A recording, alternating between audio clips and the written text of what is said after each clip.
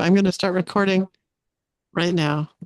Might as well get some good stuff in. It always happens in the beginning, the best stuff before the recording. Absolutely. I once Yes. went to a conference and the venue had a mezzanine. Hmm, And when you're at the breakfast, coffee, Danish part, and there's this great buzz and everybody's talking, and then the call to go into the conference room and all that really good energy dissipates. Well, totally. these conference organizers, what they did is they used the mezzanine, and about halfway during the coffee session, they showed up on the mezzanine and convened the session right then and there. And the first talk was while we were there standing with our Danish and That's coffee. And I busy. thought that was brilliant. So I've Yes. stolen that idea. It's like having the most important part of your party happen in the kitchen. Oh, Mhm. every time, it never fails. So I have my coffee. We can just have coffee chat. Nothing. So are Simple. you in California? You go by Michael? I'm in Boise, Oh, you're in Idaho, Idaho. and Are Mike's they fine. mountain or Pacific, Idaho? We're in Mountain Time. Okay, I'll very have good. you have your coffee. I'll have my water that I took from home so I don't have to drink hospital water. Okay. Mm, you're with Brooks in the hospital. Yeah, he's over there because the doctor might show up at any time. They might round soon. And so then I'll just like let you two chat amongst Okay, yourselves. I'll take myself off fine. video and then I'll come back when I can. Okay, Mm. okay. So I'm so glad, Carmen. I finally get to introduce you to Mike. Mike, I finally get to introduce you to Carmen. This is exciting. That's all I have to say. Oh, look, I put a commercial product on screen, chapstick. They are not sponsoring us, however, It should be. because that's how much I use it. Yes, you do use it a lot. Let's see. Pandas playing cello, brought to you by Chapstick. Not used by Pandas, but used by Carmen. So, Mike, how would you introduce yourself? We already talked about your book, Truth Medicine, very briefly in our little Mm. book club that we did. Um, Thank and you. but that doesn't mean that we can't talk about it. But I just like, what's your Oh, broad I introduction? wasn't there. You were, it was the Couch Pandas. I brought we were, you said, Oh, what are these books on your okay. I table? remember. And we started Yes. talking Yeah. about it. Yeah. I feel like I'm with my family in New York and we're just hanging around. That's What because we Carmen's want. an That's what we honorary want. Jew. I call honorary Jew. That's funny. You want me to introduce myself? Yeah. Uh, Because I've known you for multiple years now and worked with you on multiple projects, and I don't know how you introduce yourself now. I'm just a dude with a dog. Um, Um, I'm, I would just say that, fairly reclusive monk type person, even though I present for thousands or more people. My energy is, I'm an outgoing introvert. Um, I'm a psychedelic psychotherapist. I'm an author, psychologist, ordained Zen monk and poet. And I work extensively with special operations, intelligence, and first responders. Although, of course, I work with, a whole variety of regular people and community.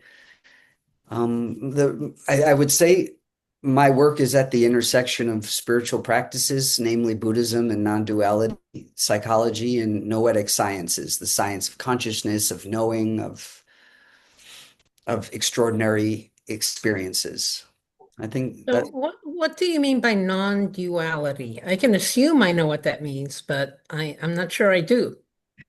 I think it's a practice. Well, originally it's kind of from North India as a practice, as a spiritual practice, but the concept of non-duality, the way I know and understand it, is everything everywhere all at once. There's nothing that doesn't have this vital source in it, uh, pain included, suffering included. When we trace the thread from pain to life, we find there's life in pain and suffering. I would say non-dual literally means not two. So everyone goes, oh, oneness, but really we're pointing at there's not two of anything. It's all very indivisible and interdependent. Mm, That's how I would frame it. I really thank you. like how you did the sarcastic oneness because I come across that, oh, but everything's connected. And it feels like a throwaway phrase. It feels like it doesn't contain anything, but not to Advaita or non-duality is somehow feels more deep, even though it's sort of Mhm. equivalent logically. I think oneness it's a bypass. It often is. We have a saying like a white, I hate to say this, but like, a really well-intentioned white woman yoga teacher teaching black prison, a prison with lots of black men. And they say, everything's all one. And then dudes are like, I don't think that's actually true in some way. We are very different. And I think there's a way that people in the spiritual community use oneness and really bypass the actual importance of difference, that there are differences and there are things that are relatively not the same. And still underneath that, there is an interdependence, and still underneath that, there is a merging or a sameness of all things in stardust, flowers, and soil, and myself. And so I Right. think it's holding both. That Mhm. comment you made kind of stung a little bit. Not that I've ever done that, but I was visiting a friend in Walla Walla, and which houses a big Washington State prison, and she goes to the prison once a week to do laughter yoga. Mm, And so she's a tall, lean, gangly, European descent mhm, person, and the people in the prison are not that. mhm. I taught a lot of yoga teacher trainings, and I've done social justice oriented or teacher trainings, and when people are coming back from their service, they're often actually quite humbled by the real world showing up to them while they're very good intentionally trying to bring something positive to people in marginalized, oppressed places, but they learn very quickly that specialized language doesn't work a lot. You have to be real, like real. When I'm working with cops and firefighters and special operations, there is a realness. I don't even mean woo woo. I mean, like the life and death that they're facing, the spirituality I teach has to meet that. And so if you're teaching in prison, you have to meet that. Right, right. So what's an example, if I may? What's an example of how you've met that? How I your think, spirit, yeah. how you teach meets their real world needs. I think one of the projects that Julie and I did, the time travel project, I don't know if you ever talked about in the show, where we Yeah. take people back to parts of their lives that need the most unconditional love. And we brought this into a jail, I think Cook County Jail in Chicago. And what would seem very frou-frou or woo-woo, we're bringing some people in their minds mentally back to their past. Um, Actually was very profound for the people in jail because they hadn't always judged and shamed themselves for the acts they did that caused them to end up being in jail. And they very, very infrequently brought themselves love for those same circumstances, that their own traumas, their own griefs. And so when we introduce them to our protocol, it's not to like it wasn't to save them and free them. It was to bring love to what was most wounded in them without judgment for what they've done that might have landed them in jail. And I think they ended up feeling a freedom that they hadn't felt before. I think they ended up feeling some kind of personal liberation, bringing love to themselves. And we weren't denying that they're in jail. We're not denying that it sucks to be where they're at. Like, oh, you can escape with this loving love. It's like your circumstances suck. And can we help you feel better about your life right now in this moment? I think that's one way I see us bringing real hardcore street spirituality to people who need it. I like that street spirituality. What do you do, Mike, now with there's what I notice in the here come the doctors. I'm going to ask this question, then get off the video. Hey, Is no, it'll be up to us, Mike. You're yeah, gonna you do just have it. to answer this. In the world now, there's special forces, etc., first responders. There's this macho-ness that kind of says, how do you get past that? That says, I don't get to have that love. Someone else can, but for my job, I can't have that because if I start Right. loving myself, I'm going to start loving the enemy and then I can't kill the enemy. You know what I mean? Like there's, Yeah, it's beautiful. We work specifically with those I would say spiritual, psychological, or mental experiments. How can I do my job? How can I be a Buddhist, let's say, and not want to kill, but actually my job, I do have to use violence. And my favorite story I've ever worked with is a SWAT officer on the SWAT team who had a shift about 2 years into our work together where he was practicing compassion for himself throughout the few years, really feeling his sadness for his upcoming divorce, his separation from his son, from looking back to the way he was treated by his parents. And he was applying compassion to himself. And after about 2 years of doing this really dedicated, mindful practice of applying compassion, he ended up having a switch toward people who perpetrate violence. And he said, I no longer want to hurt them. I just want to stop them from doing violence. So we went from the shift of I fucking want to hurt people Anger, and I'm yes, angry and right. I'm going to, to I do want to stop people from hurting other people, but I actually I show up differently now. I don't want to hurt people out of anger. And he's sustained this now. He's an officer who's very dedicated to service and showing up and using violence if necessary, but without hatred and anger. And that's a huge difference. Yeah. I can't help but bring up this example. You made me think of it, back when you're in high school and college and you're having these totally uninformed philosophical musings about life. I was talking to a friend of mine and who was, professed and I believe is in a certain way very nonviolent.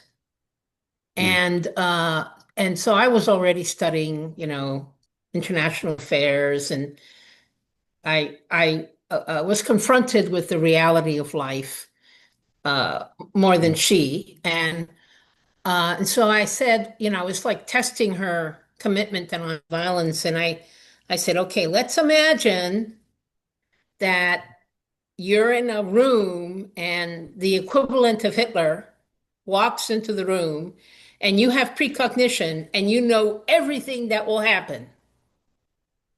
And you have the opportunity to stop him through an act of violence, I guess perhaps kill him. mhm, Would you do it? And she said, no. mhm, And I kept kind of enlarging the harm that this figure was going to do. And every time she said no. mhm, And I think I said something to the equivalent of, you're full of shit. This is mhm. ridiculous. So what do you think? I've played this experiment out and it's changed as I've aged and it's Okay. changed. I used to be a no hardcore. I was a monk. I mean, I still am an ordained Interesting. monk, Yeah. but a very hardcore no. Um, and that shifted. My grandmother and my grandmother was taken out of her home, put on a train, cattle train in Hungary, and shipped to Auschwitz near the end of the war. So she didn't get the tattoo on her, and it was as most Hungarian Jews were going uh, straight to Birkenau, straight to the chambers. They didn't get a free ticket to go in the camp. And I'm thinking now, how would I show up for my grandmother? What would Mm. I do? Would I have done something violent to protect her, even if that meant my life? Would that going against the state? I work with the police department. I'm their psychologist and I go out on calls with them. I go out with the SWAT team and it's interesting to have to hold the nonviolent stance that I've had all my life with like we're doing violence sometimes. There is violence and I'm seeing it. And for the most part, they're protecting our community from people who are harming others very badly. But what happens when the state turns against its citizens? Am I going to stand up for my neighbors the Right. way I wish someone would have stood up for my grandma? My answer might be changing now. I might be Uh, more willing to say, no, I'm going to stop a person. I might put myself in harm's way. I might commit violence. yeah. Well, I just finished reading the book called The Director, and it's the life of the German director, the fictionalized account of the German director G.W. Pabst, who Mm, was one of Germany's great directors in the interwar period between World War I and World War II. And the moral of the author, the lesson he said, is that you can't just wait to be brave when the big moment comes. mm, You have to be brave about the small things. Like in mm, a conflicted society, and the bravery involves doing what you morally believe is right. mhm, Because if you aren't brave about the small things, if you just let it go, this mhm. isn't important enough for me to take a stand. When it does become important enough for you to take a stand, your muscles have atrophied. That's right. You do That's not have the bravery muscles to use in that moment. And I thought that was very powerful. And mhm. that, For me, hearing that, that's not just like a social engagement. That is, do you show up to your spouse and speak honestly to them? yes, Do you actually, when you're scared to be honest, do you find the courage to go, I have to tell you something that's true for me. I'm scared to tell you because it might hurt you, or maybe you'll walk away from me, but I have to tell you this because it's true for right. how many of us are practicing that kind of authenticity and bravery in our daily lives? It's very difficult because we're scared to do it. We're scared of rejection, abandonment, being pushed away, losing things we love. But I advocate for actually being courageous and saying what needs to be said. I don't think there's a case. Hey, you two know more about this than I do, but is there a case of a person who has no bravery and no authentic integrity with their family and loved ones, but does have that with sort of the broader circle, like at work or something? I can't. I think there's that doesn't happen. I mean, Martin Luther King had a lot of affairs, Yes, so he he was did. some Right, but I Yes. things. thought he told his wife about them, no? Maybe after it came out on his Twitter or Instagram or something. I'm kidding. I think maybe that's Oh no, Abraham retrocausal Lincoln. history. He used Twitter. Yes. Yes. I don't know, but right, right. Yeah, That's not maybe, but integrity. I mean, that's I'm not saying I'm not judging. We all have our things, but is that an honesty, and I don't know. I mean, I don't know well, how to so answer. so then was he brave? I think I would count him as being brave and Yeah. standing up in the outside world. Yeah, so thank you. You've cured me of that delusion.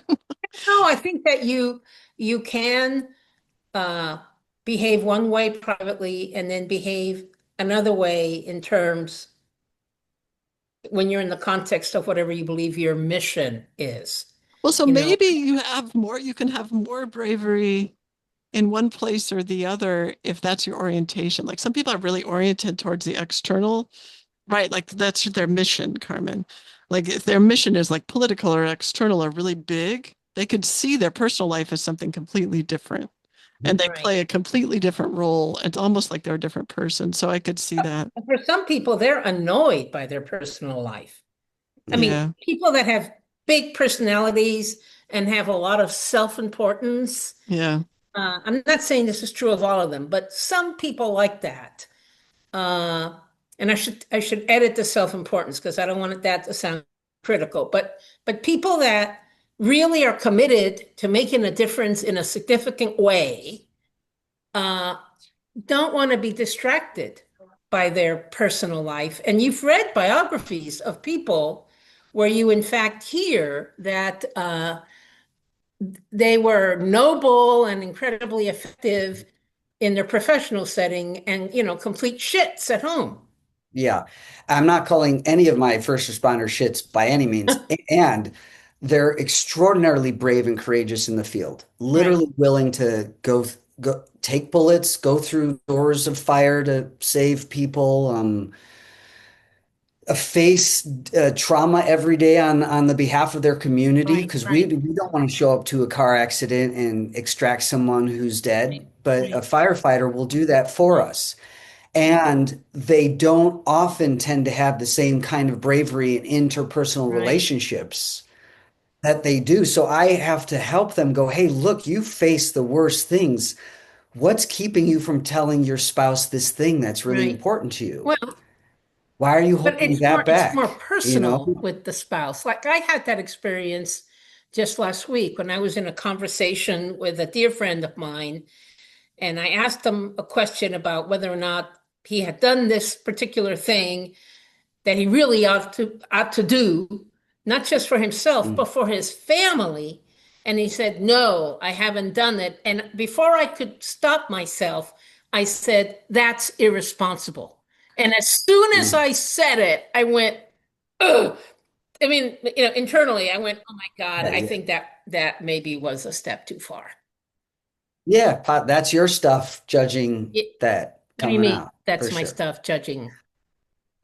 If you're calling Yes, I someone said, well, I irresponsible. said that what he had not, that the fact that he had not done something was irresponsible. What did you step back inside? You said, "Oh God, I Yes, went too I may far." have hurt his feelings. I may have uh, Yeah, said something he didn't want to hear, that he has trouble saying to himself. right. And is that okay though? Well, I That don't you know. I'm hurt asking you, somebody's is it feelings? okay? Well, I would have asked him, "Do you think it's No, irresponsible?" that's probably, yeah, don't you? Well, I don't know. But see, that makes it more here. So free psychology session. That makes it more personal. When I say that's irresponsible, it's the action that's responsible or not responsible. I'm not profiling him. But if I ask him the question, do you think it's irresponsible? That's actually more directed toward him. Yeah, but that's where we learn. Yeah. And from my perspective, calling something irresponsible is your judgment of the situation. Yes, it was my judgment of the situation, Yeah, right? that's what I was saying. That's your stuff coming out, projected Yeah. onto that. And I use that. We don't not get to use our internal compass and our internal judgments. We just want to make sure we're asking somebody to reflect. Do you think I think that's irresponsible. It sounds irresponsible. It sounds Right. immature to me. Right. What do you think about that? And most of the time, people are going to be like, honestly, yeah, I wish I did it differently. I was this, and this, and I wasn't able to step up to my mature self, and now I'm paying for it. Yeah. You've made me think back on another moment in my career where I had to make well, for me, the decision wasn't that difficult, but it was definitely unpopular with the people who work for me. And this one analyst who I had a lot of respect for was an excellent analyst. After doing what he did not believe was the right thing to do, but I had told him that he had to do this, Mm. he stands in my doorway and he says, "Carmen, I never thought I would have to say this to you, but I am disappointed in you." And Ah, oh my God, that was just ugh. I to this day I believe it was the right thing to do. It had to be done. But that was a high price to pay mm. to have him say that. I, But I, I don't, we remained on good speaking terms, kind of curious what you think about this. My reaction to a lot of moments like that is not bringing up that subject again. avoid it. I'm not circling back. I'm not about that me pointing you. I'm just gonna move on. We both know the conversation occurred, and I don't need to bring any more attention to it. What do you think about that? Well, it's just avoidance. Is it really avoidance You're or, literally saying I'm avoiding it. Yes, you're well, saying yes, but okay, all right. Is avoidance bad? I'm not calling bad or good. I'm saying you're Okay, it's avoiding it. avoidance. Oh, you're right. You're right. That's actually very helpful. It is avoidance. Yeah. In my view, there's a phrase, I understand it's a very popular phrase in the among Buddhists that you swim in your suffering, that Mm. some people swim in their suffering. So, and I know people who do that, who just can't, as we would say in a popular parlance, can't move on, Hmm. as if moving on was easy, or as if moving on was the best thing. But they pay a personal and physical cost for swimming in their suffering. And so, so in that case, I think the inference there is that avoidance is good.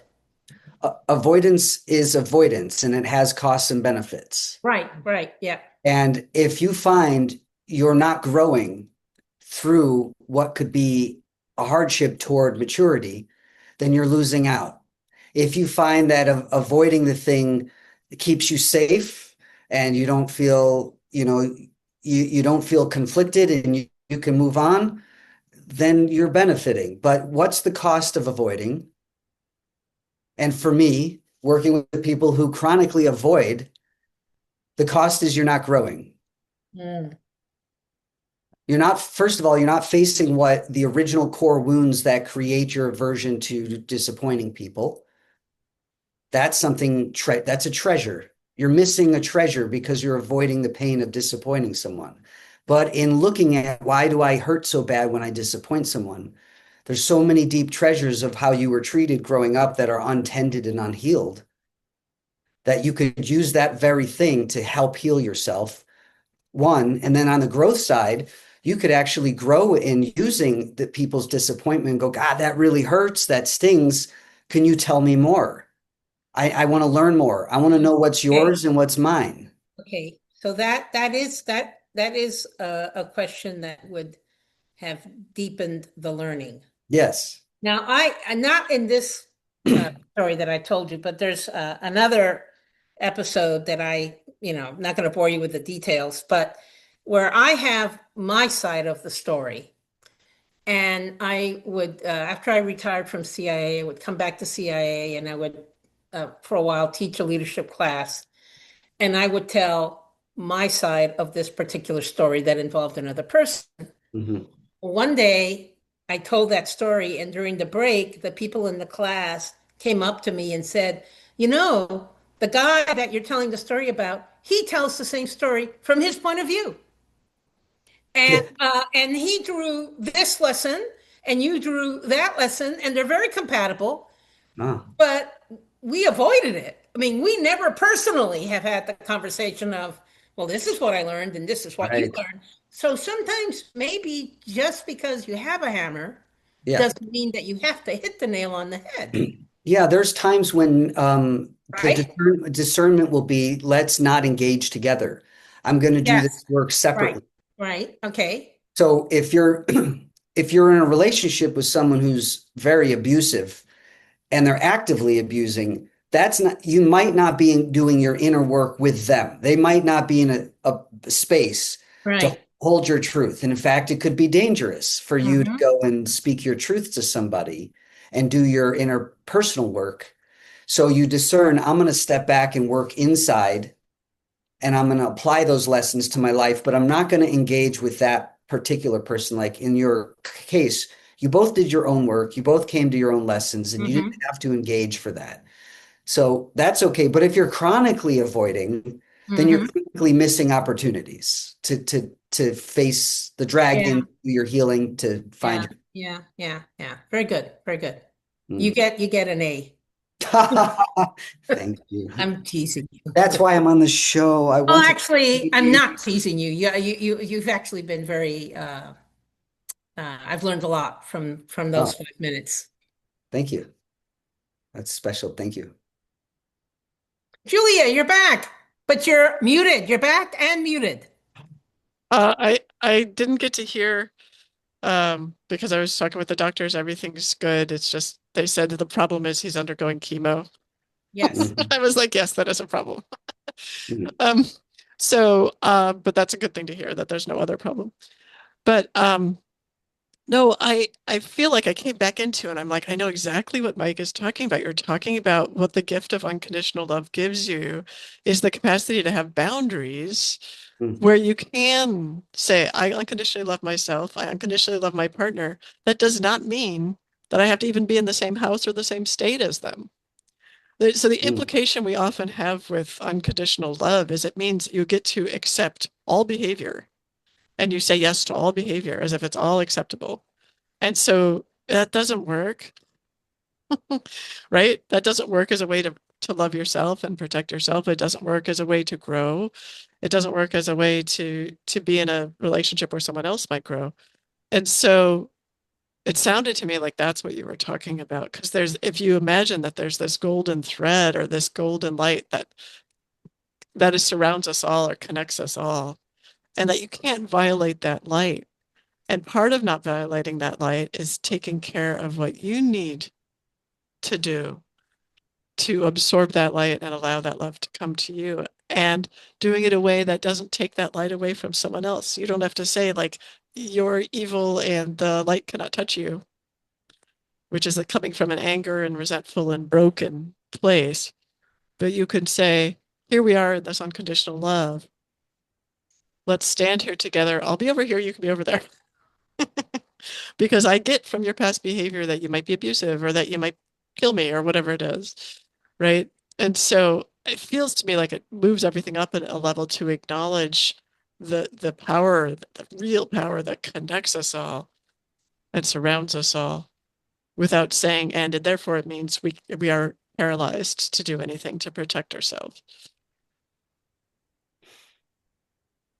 Not exactly the conversation, but that was deep on its own. That was my association to what I heard when I came back. Yes, well, that's beautiful. We were talking about how do you know when avoidance and not going, not confronting what's in front of you, but rather pulling back and not wanting to deal with it. When is that healthy and when is it unhealthy? When does, When is it protective yes, of when is it, something healthy, and when is it trying to protect you against growth? yes, correct, that. Mhm. Yeah. And how can the growth best occur? Mhm. Yeah. So, I mean, sometimes when you rub someone's face into it, it's not a growth experience for them. Mhm. Well, I also think it's not your job to create their growth. It's mine. I mean, That's true. so that may be the difference sometimes when Carmen and Yeah. I are talking, Carmen, people come to me for me to say, it sounds like Yeah. you need to grow up a little bit, Yeah, exactly. Right. Yeah. and I will actually say something like that, which they're like, you're my therapist. I'm like, yes, and I'm telling you, you need to Yes. mature. Yes. Right. Right. Right. Got That, it. yeah. Got it. For most people who aren't therapists and people aren't coming to them for that, if you rub someone's face in it, I think that's not your job. Mhm. Yeah. Yeah. But the way you do your job is not rubbing people's face in it. You're just saying what you see. Yeah. You do it Yeah. from this unconditionally loving stance. You are, in fact, acknowledging that the love is there. And within that love, and by the way, if I don't say so myself, I think this is a very Jewish approach to be like, hey, cut it out. Like let's all acknowledge that we're flawed and cut Mhm. it out. Like Mhm. stop doing this. Like that would be helpful. Yeah, yeah, that's funny. I am wondering, was there a target topic of the show? Of course not. Of course not. This is it. This is how it works. I Right. had a feeling. But in my mind, I was thinking, well, perhaps we should ask you about your book, Oh, number sure. one. And then the second thing, uh, since The Secret of Secrets is out, I haven't read it yet, but the new Dan Brown book, Mhm. and everyone's talking about it. I'm just curious whether or not either one of you have read it and have any thoughts about it. Because it is certainly popularizing something which uh, has often been avoided. Hmm. Yeah, noetic consciousness. So of course I read it immediately because I found out almost immediately that my name was in it. So being a Oh, good being a good academic, I read the thing that had my name in it. was It's so that? it's so embarrassing. Well, you're honest with yourself. So I read it. I read the very first one, Da Vinci Code, which I really was like, Actually, that was not his first. oh, His was first it? book was, I think it's Angels and Demons. Oh, that's Ah, right. So I read Da Vinci Code, and because it was really popular, and I'm like, I gotta read this, and I was like, ooh, cool, like secret conspiracy stuff. You know that I would like that. And it's a great story. And it's about like trying to find the secret of the sacred feminine. So I was all in. And then I didn't read any of his intervening books. And then I read that one, Secret of Secrets. And I think it's amazing that he's bringing out the noetic ideas and the non-local consciousness ideas and weaving it into a story that's compelling. And my only complaint about it was, of course, it's formulaic. You can tell like it's immediately going to. He already, of course, has a movie option. It's immediately Yes. going to be, a movie, and you can sort of see the things coming and Right. Yeah. etc. But I like that they brought up In-Q-Tel and CIA and all this because then people learn about. I know this is the part that you hate, Carmen, but then people learn about these things. Now they're going to learn about it in this like sort of paranoid, horribly negative way. Like CIA is building tunnels underground. I won't do any spoilers, um, but they, I think most people are smart enough to be entertained by that, and then to actually say, now, what is the relationship between the intelligence community and the noetic consciousness stuff? Now, that's an interesting question to ask.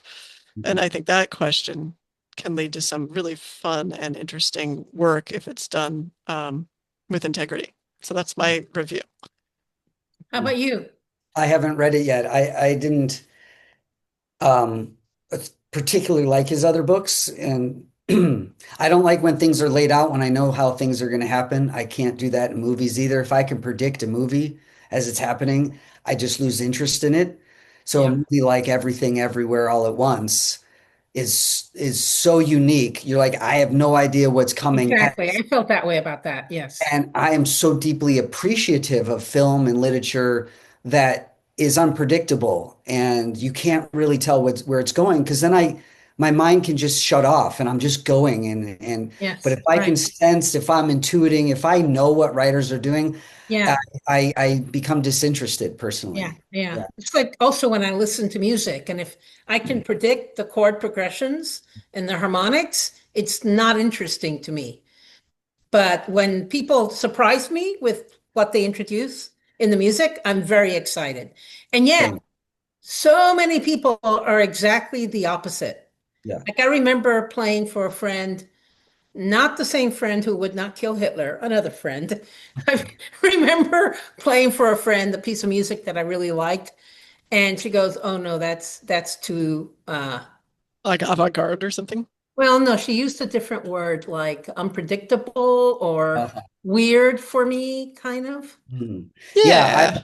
yeah, I get I think that. it was Bella Fleck and I was gonna say I that's who love I Bella Fleck. yeah, there you go. I love Bella Fleck, but no Bella Fleck, you know.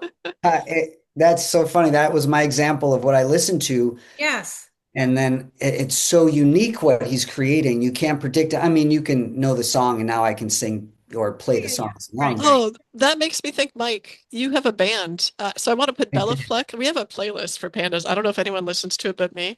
But anyway, you have a band. I'm going to put Bella Fleck on our playlist. I'm going to ask you what your favorite Bella Fleck song is. And then what is your favorite song from your band that I can put on our playlist? Oh, I'm no longer in that band. I don't I stopped playing music while I was writing my book. I Uh, do Oh, kind of do one thing at a time I in get some you. sense. I get you. So do you not want to include that band? No, I probably won't include that band. That is in the history books. Oh, yeah, you are like that. That's right. Are you also I feel like somehow stopping? non-duality applies in here, but then of course I don't really completely understand the term. Mike, Oh, Mike is sort of the opposite of non-dual he's serial when it comes to his life. Serial. this is Okay. just temperament and Uh-huh. Yeah, yeah, personality. yeah. And Yes. that's a part of the non-dual is that my personality does get space to exist and it's infused with all the beautiful Right. love and It's grace the of way the good God of the universe created him.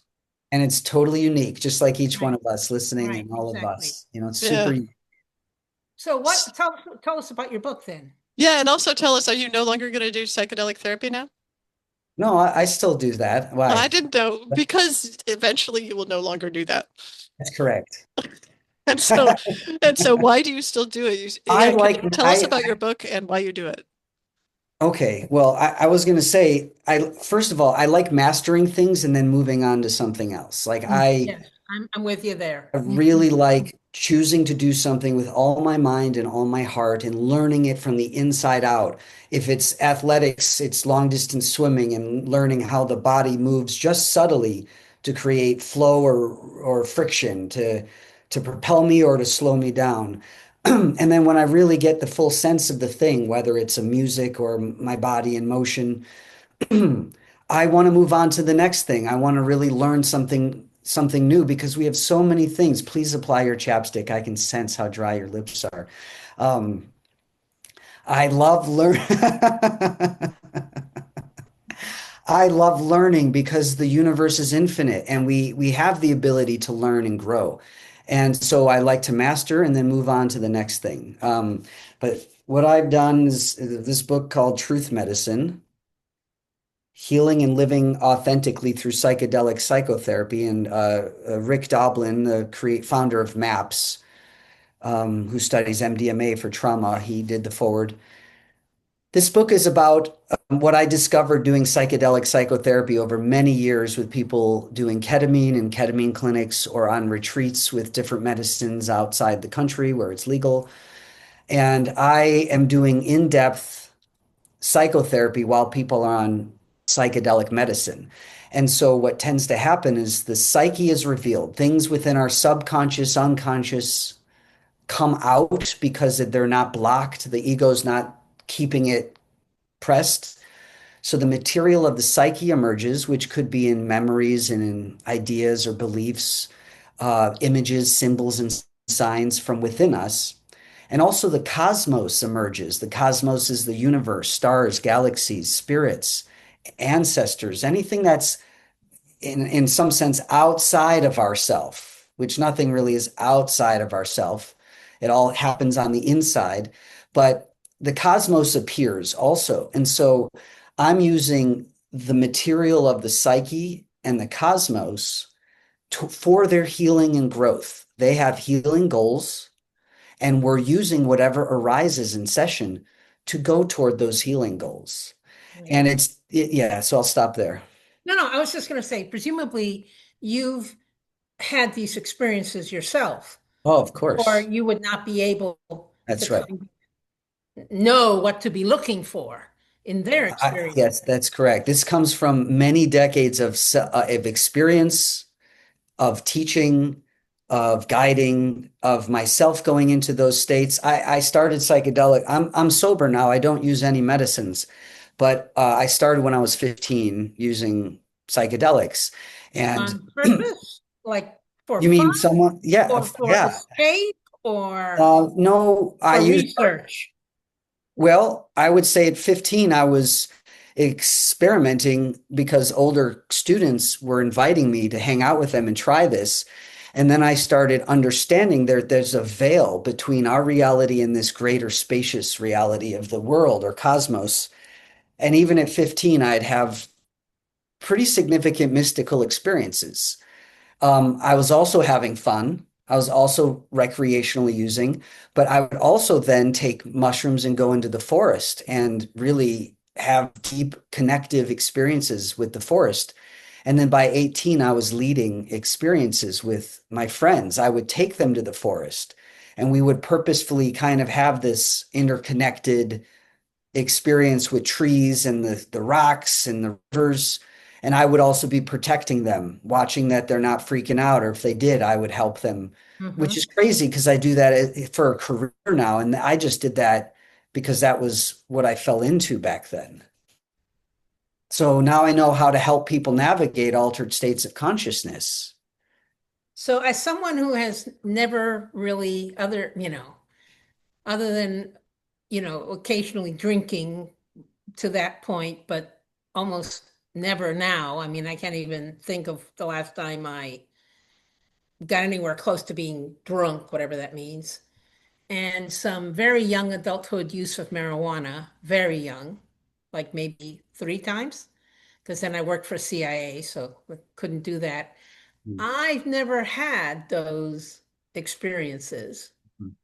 And so I can't relate to them Yeah. in any way. I don't think. Probably in some way not. Julie were talking about psychedelic experiences. She said she has not had anything anywhere near that, so it's hard to relate. I think yes and no. I think you've had experiences of the universe of yourself that are show you patterns and pictures of how things work. Yes, absolutely. That I have had. So Yes. there is some of like the lessons you've probably had in different ways, but in terms of having altered states of consciousness happen, you probably haven't, like if I were to give you DMT or you were to be on ketamine, you'd be like, I have never seen anything like this in my life. And that would probably be true. You probably hadn't seen any of the visual imagery or the feelings of dissolving into great, the great picture. But I can guarantee you've had the lessons that a lot of people on psychedelics have had, and we don't have to use psychedelics to have the lessons. There's no question, Carmen. I mean, because of your intuition and your dreams and things like that, you get that information directly from the universe without the visuals. Mhm. I have no idea what that means, Well, but I know, but Mike, can you explain that to her in a way that she can hear? Because I think it's really true. Yeah.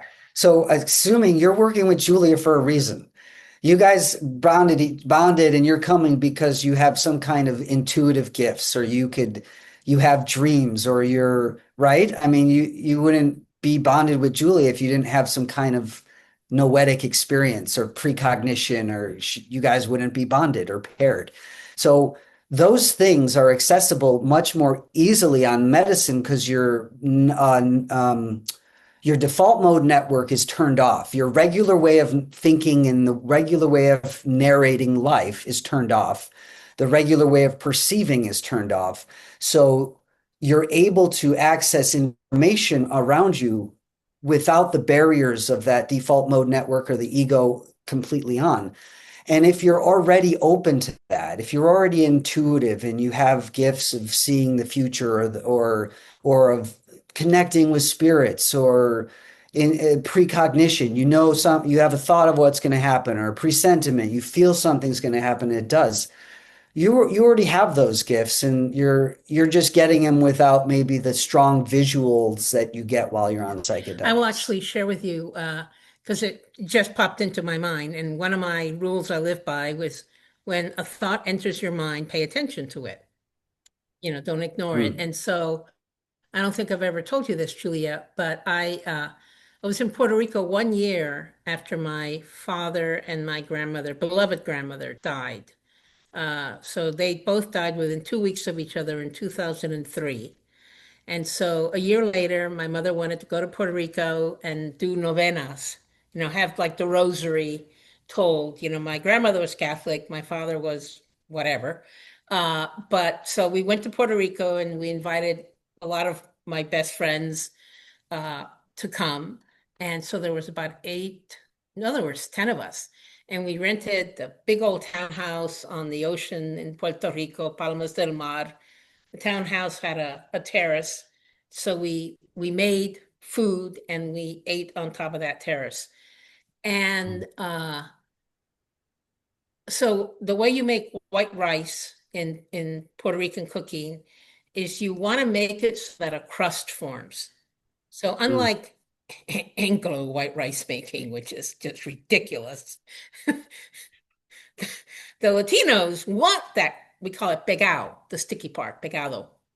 And so I find myself sticking my hand in the pot that the rice is in. And there's like 9 other people there, sticking my hand in the rice and turning it into a rice bowl with my hand, manipulating it. So I have a little rice bowl.